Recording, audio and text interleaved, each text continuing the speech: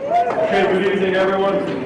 Welcome to the Vermilion Local School District Board of Education meeting, regular meeting for Monday, February 13th, 2023.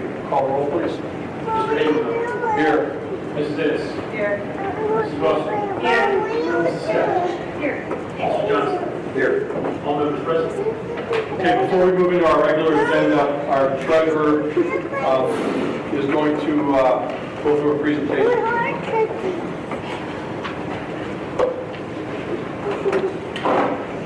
Good evening, everybody. Good evening. If you wouldn't mind, I got four questions to ask everybody. One of the things we like to do is interacting a little bit, though. So if you wouldn't mind, you can pull out your cell phones, take a picture of that QR code to go to the website.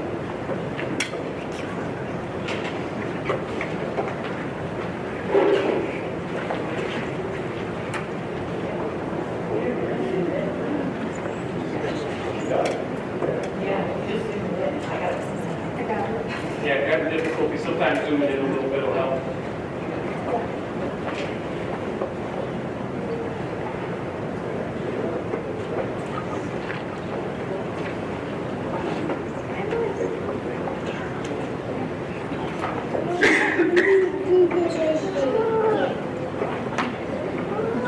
A couple more seconds here before we get going.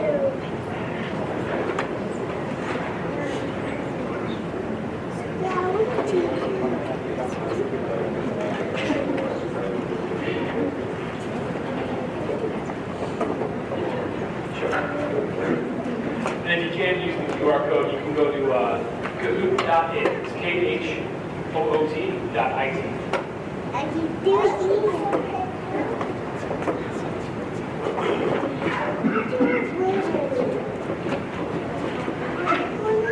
All right. Going once, going twice.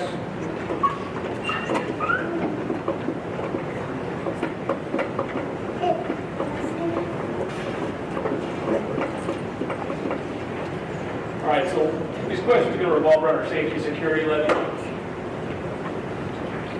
First question, when is the renewal for the safety and security levy?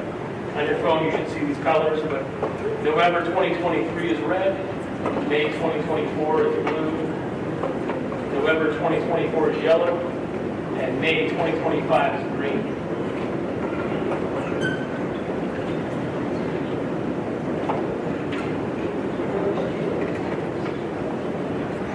All right, 10 people selected November 2023, that is correct. When you guys go to the ballot, you will see a renewal for our safety and security levy on the November 2023 ballot. Question 2, what can the safety and security funds be used on? School resource officers, building safety improvements, mental health and counselor personnel, professional development, all of the above or none of the above?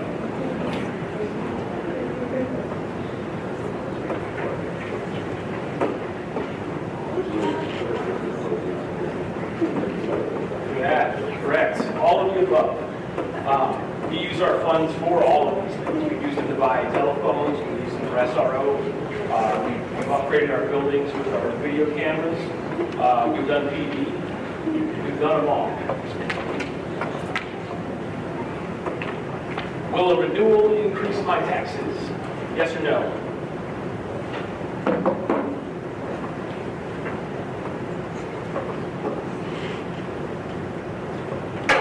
No. A renewal will not increase your property taxes. And then the last question for you. How much does the safety and security levy cost per $100,000 of home value? It's $24 a year, $100 a year, $250 a year, $500. Again, this is per 100,000.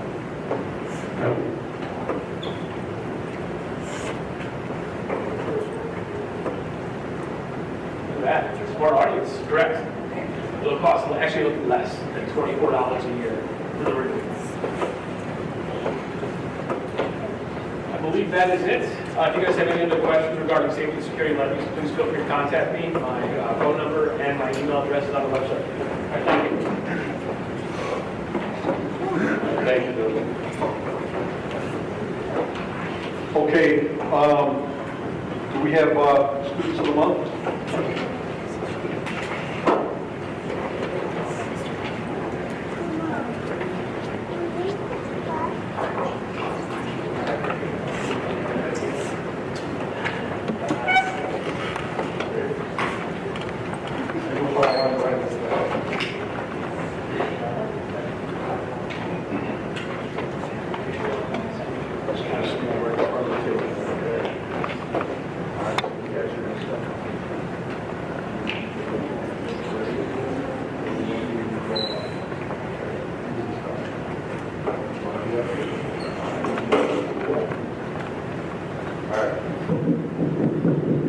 First off,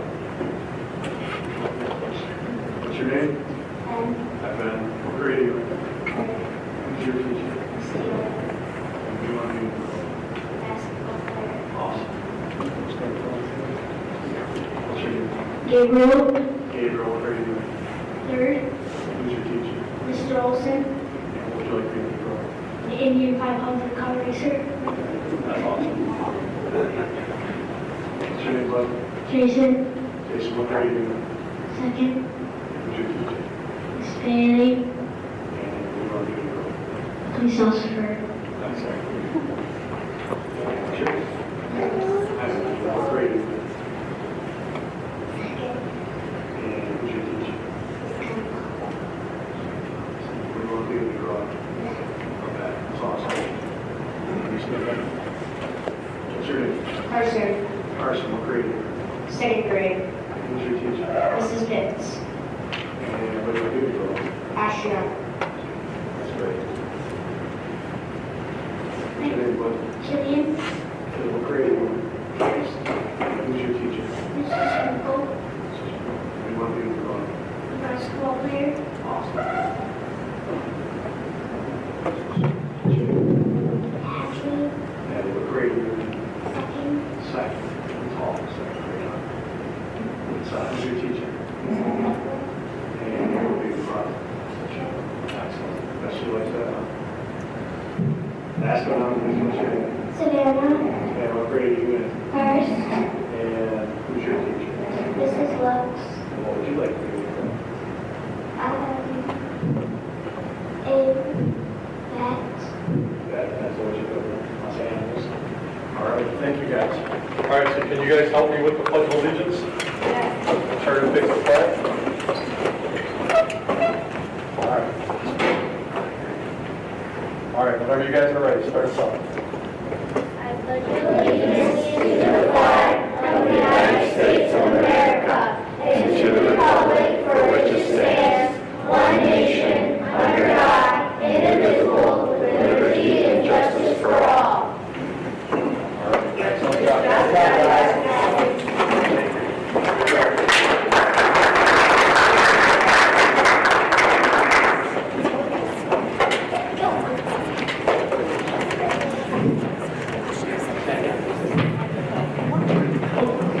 Okay, it's all downhill from here.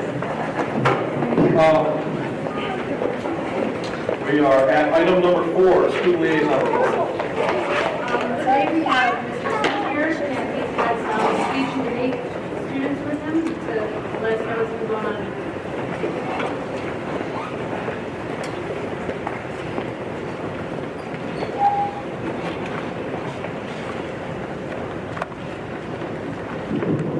Hey, Bryce Davis. I'm Mr. Schmidt. I'm in charge of the speech and debate program. We've had a phenomenal year. Our numbers are still a little bit down post-COVID, but we're hoping that trend back up.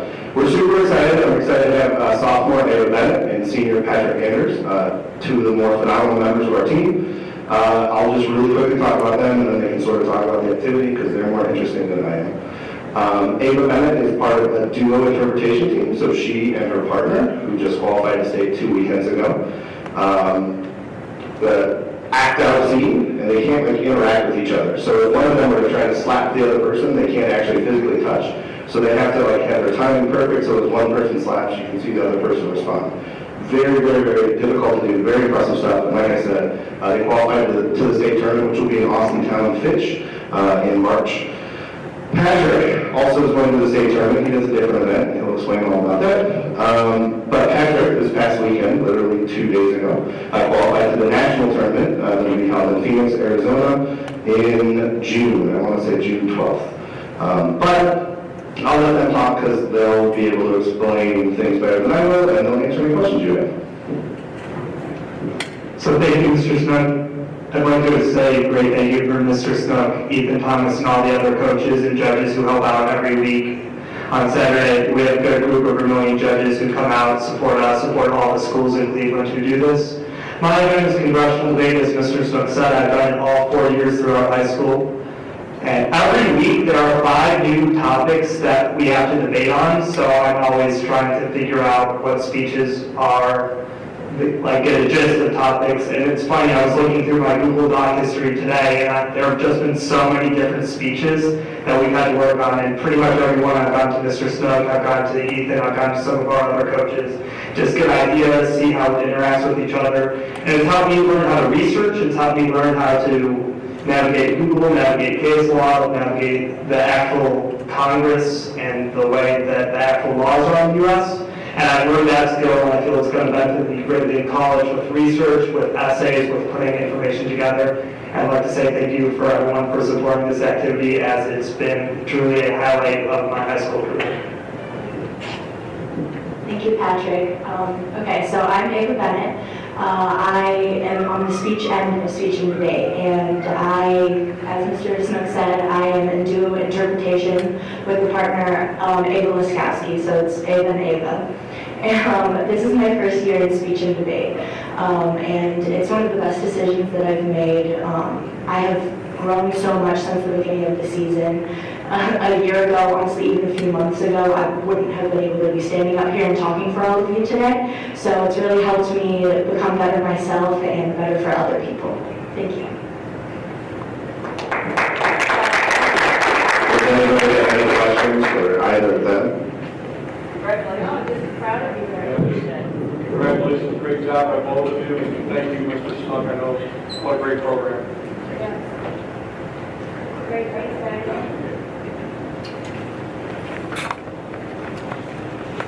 Item 5, the legislative report. I'm following the students of the month and that, so I think it's exciting. But all right, so just a couple things. January 31st, Governor DeWine presented his biannual budget proposal. A lot of things in there. The ones I wrote down that you're going to mention, because I feel like it's very pertinent to us. This proposal does include $174.1 million to focus on improving literacy proficiency through educator professional development. And, given what we just went through with hiring a couple of reading teachers that we did to help with our literacy focus. Interesting, so we'll see what happens with that. Senate Bill 1, which restructures the Department of Education and places education policy making into a governor-appointed cabinet role, has its third hearing tomorrow, and it had its second hearing last week, so we'll just keep an eye on that. And then, yes, keep an eye on that one. Senate Bill 17 would require the State Board of Education to incorporate academic concepts of free market capitalism into the standards and model curriculum for financial literacy and entrepreneurship for grades 9 through 12. I don't know if everybody remembers, but I don't know if it was a year or two ago, they changed it and implemented where we do have to offer a financial literacy class, or I think it's a graduation requirement now. So what this does is just kind of goes into that a little bit further in detail of what has to be included in that class. And so Thank you. Item 6 is public participation on agenda items only. Each participant is allowed 3 minutes, and the total time allotted for public participation is 30 minutes. Please register your name, address, topic, and group affiliation. So this is just for any questions regarding agenda items.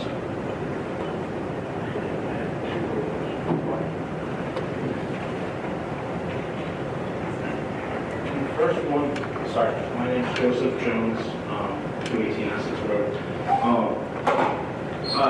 The questions I had were on policy changes that are coming up on the cassette agenda. And the first one, I think Ms. Russell might have alluded to, with the graduation requirements changing. Maybe is that part of the financial literacy part of that, or? Probably not. No, this is Okay. something that's in the Okay, so my questions were just, I see that there's two policy changes here, and I wanted, I got a chance to briefly look at them. One seems to be about graduation requirements, which was the 5460, and the other one was the 5111, which I think had something to do about eligibility to go to school here or be in the district, something along those lines. I just simply wanted to know what we're changing about the policies and why the changes were implemented. And that was it. That was my two questions. I think it would help a lot for parents in those situations to know what was available, what the situation was. I can sit down and listen to answers. Mrs. Baker's coming up here in a minute. She can talk about the changes to the graduation requirements. Okay. And then the open enrollment, we were just clarifying some of the dates for when you have to apply. We really opened it up a little bit more than it was so that people could apply more throughout the year and not be restricted to just one time frame. In case something changed, they moved out of the district, they wanted to be able to stay in the district. They were living here, they could fill out an application, they could be accepted, and, instead of having to wait until next year, those kinds of things. Okay. Thank you guys so much. Thank you.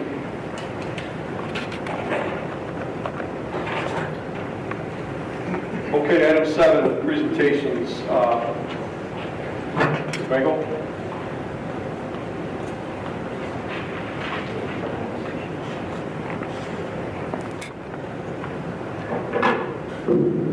Excuse the shoes, I just got back from rock climbing with a group of students, so. I'll keep this very brief and very informal, so if you have any questions, just feel free to stop and ask me. We basically have 3 graduation requirements per the state of Ohio: credits, competency, and seals. We require 22 credits here at Vermilion High School. Those are earned by taking and passing classes, of course.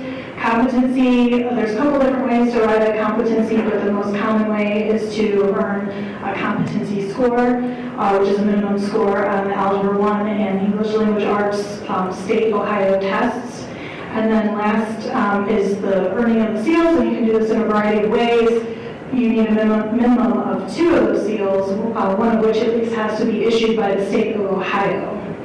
And you may begin here the verbiage anchoring your E, really focusing on enrollment, employment, or enlistment. So I was just having a conversation with a parent today, and our aim is that a student with a Vermilion High School diploma can take advantage of virtually any opportunity that is available post-high school graduation. So whether that's going to a technical school, beginning an apprenticeship program, going to college, maintaining or finding sustained employment, or enlisting with any of the armed forces, we want them to know all of those opportunities that exist.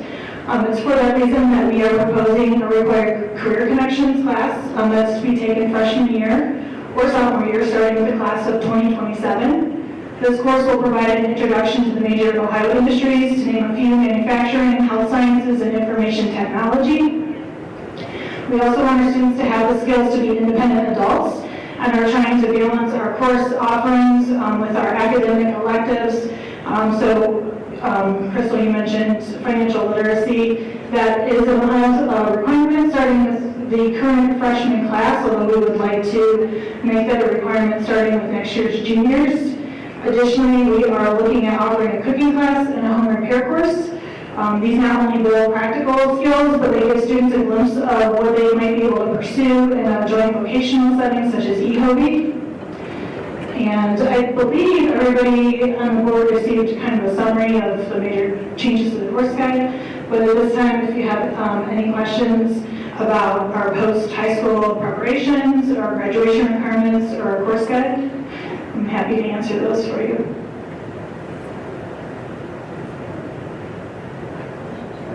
Mr. Jones, did she answer your question? She did.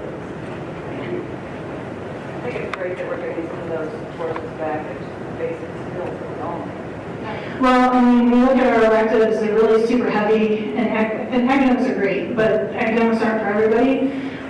And so we were trying to balance our current offerings with offering some more life, practical, skill-based courses that might spark an interest in some of our students in other ways.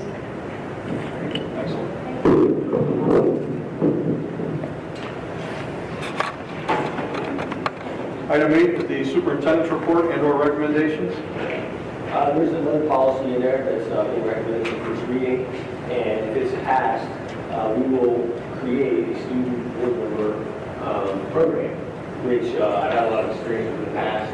We always had, for many years, 2 student board members, and the way that works is the students are selected from among the members of the National Honor Society, one junior and one senior, and they sit here with us, the board, and they can actually vote. The votes are what's called preferential. They do not count as an actual vote because they're not elected members of the board. But they get all the background, all the information on the agenda, all the attachments. They get to spend time with me explaining that to them so they understand what's happening. And each month they participate in the board meetings. And hopefully we'll have them giving us updates about what's happening with student life and any issues or concerns that they want to share with the board. And the only thing that they really can't do is go into executive session. There's a few other voting restrictions just because of the way the law works. But I can tell you it's a great experience for the students. They learn a lot about how schools work from kind of behind the scenes. And they do a great job of sharing with the board things that are happening in the district relative to students too. It'll be meaningful for that. And number 2, I recommend a resolution to approve the 2022-23 additional use contract to Kirk Ingerveld, co-VHS assistant baseball coach, level 15, step 6. Second. Call the roll, please. Mr. Habermill. Abstain? Mrs. Ennis. Yes. Mrs. Russell. Yes. Mrs. Stepp. Yes. Mr. Johnson. Yes. Motion approved, 4-0, and 1 abstention. And then number 3, recommend a resolution to approve the 22-23 additional duties contract to Stephanie Atwater, VHS assistant softball coach at level 15, step 0. I'll move. I'll second. Doesn't matter. Kristen? Section. Call the roll, please. Mr. Habermill. Yes. Mrs. Ennis. Abstain? Mrs. Russell. Yes. Mrs. Stepp. Yes. Mr. Johnson. Yes. Motion approved, 4-0, 1 abstention. Item 9, the treasurer's recommendations. Thank you. Number 1, recommend a resolution to approve the financial report for January 2023, and that's attachment A. I'll move. I'll second.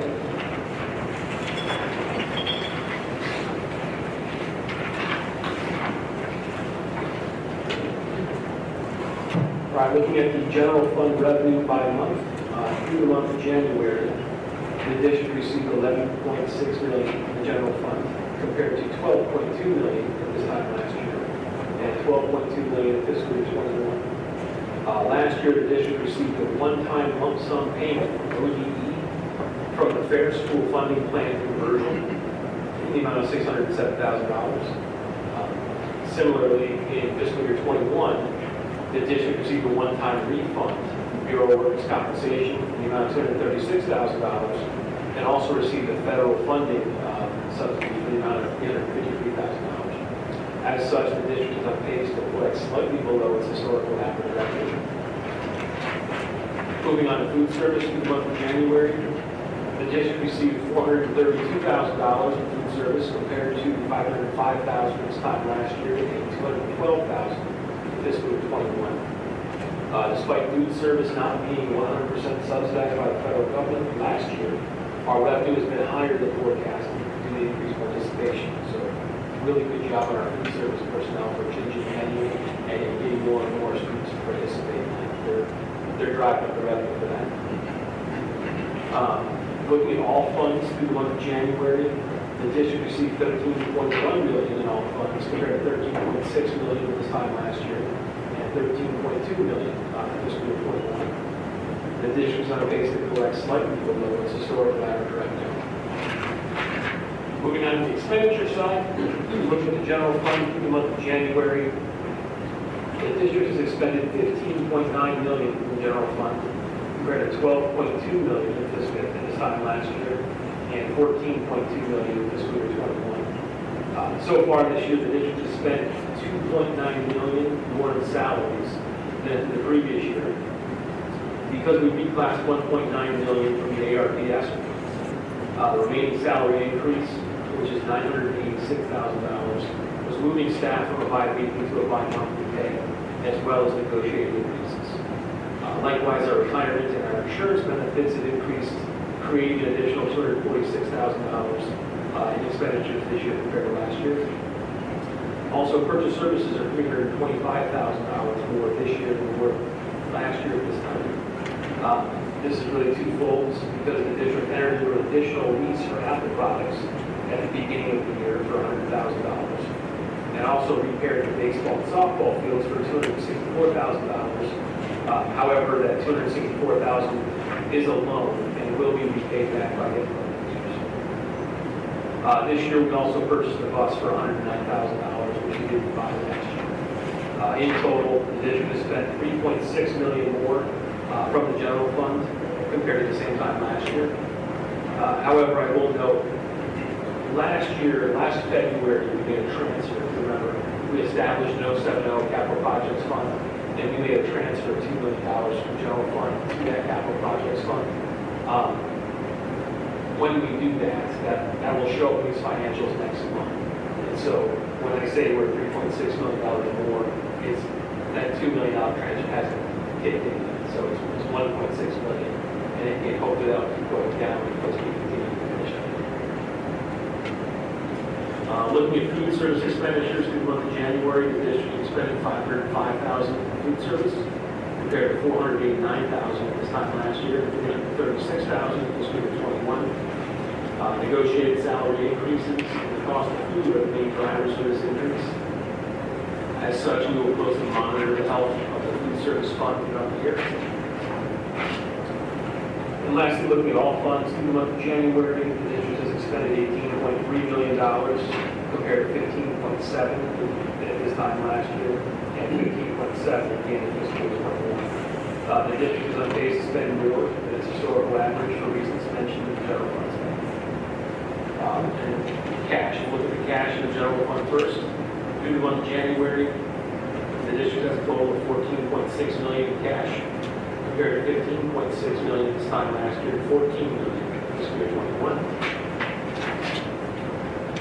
Looking at food service through the month of January, the district has a total of $306,000 in cash in food service, compared to $196,000 this time last year, and $50,000 fiscal year 21. And then looking at all cash, all funds, through the month of January, we have a total of $19.1 million, compared to $19.4 million this time last year, and $16.9 million in fiscal year 21. The district does have a few negative accounts. The 300 athletic account is negative $24,000. We'll still be collecting gates, receipts, and track, and everything else that'll hopefully offset a little bit. Our 451 E-Tech connectivity, that's going to be reimbursement, but that's negative $2,400.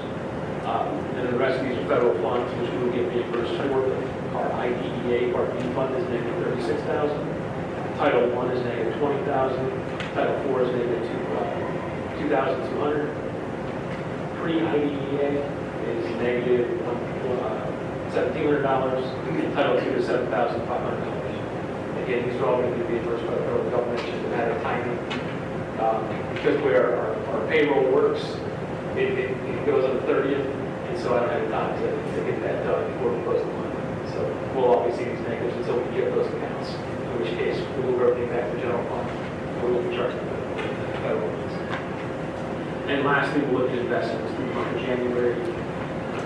We earned a total of $155,907.35 on interest, compared to $96,434.10 this time last year.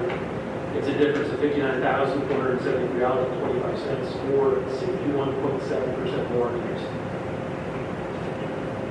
Any questions?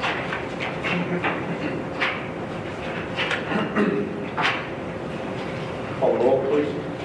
Mr. Habermill? Yes. Mrs. Ennis? Yes. Mrs. Russell? Yes. Mrs. Steph? Yes. Mr. Johnson? Yes. Motion approved, 5-0. Number 2, recommend a resolution to approve the amounts and rates for fiscal year 23 as attachment D. I'll second. The amounts and rates are the amounts calculated by the Superior County Auditor's Office what they're doing, that they're showing our assessed property value, or I should say our gross property value, but then they'll take a look at our assessed taxes, reduce those things down to make sure that they're calculating exactly what they need to calculate to pay us off. And then again, it's just showing basically a reduction in our voted village down to an assessed village, effective village. Get it all correct, work on the math, everything works out. Call the roll, please. Mr. Habermill. Yes? Mrs. Ennis. Yes. Mrs. Russell. Yes. Mrs. Steph. Yes. Mr. Johnson. Yes. Motion approved 5-0. Number 3, recommend a resolution to approve the following donations.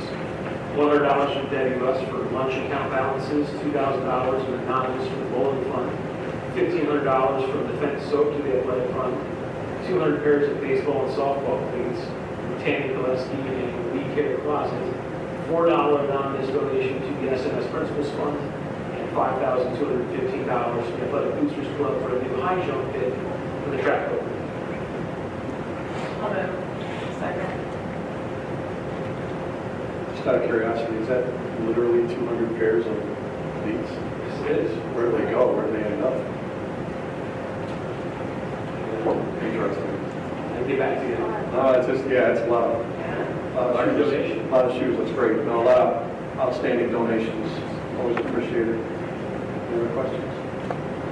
Call the roll, please. Mr. Habermill. Yes. Mrs. Ennis. Yes. Mrs. Russell. Yes. Mrs. Steph. Yes. Mr. Johnson. Yes. Motion approved 5-0. Number 4, recommend a resolution to approve substitute pay increases as listed. I'll move. A second. Call the roll, please. Mr. Habermill. Yes. Mrs. Ennis. Yes. Mrs. Russell. Yes. Mrs. Steph. Yes. Mr. Johnson. Yes. Motion approved 5-0.